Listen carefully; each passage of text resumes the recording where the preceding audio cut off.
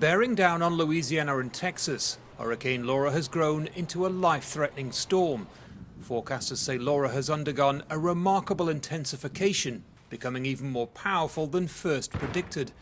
This is the most intense hurricane to hit the region in years, bringing dire warnings from officials. But I'm asking people right now to pay attention to this storm, to get out of harm's way if there's an evacuation order in place, whether it's mandatory or voluntary, and understand our state hasn't seen a storm surge like this in many, many decades.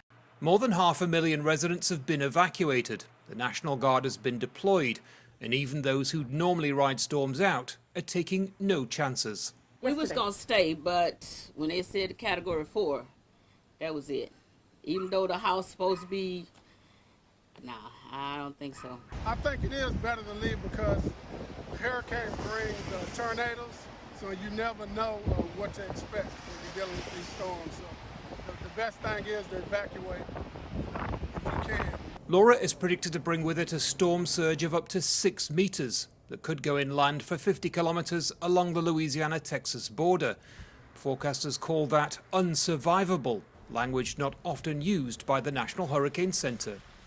But it's important for people to know that from about 7 p.m. tonight until about 9 a.m. in the morning, it will be a little bit of a lockdown time period for the ability of rescuers and aiders to get in and to provide support for anybody in the local regions. Winds may also reach close to 200 kilometers per hour, making large-scale power outages and extensive damage likely.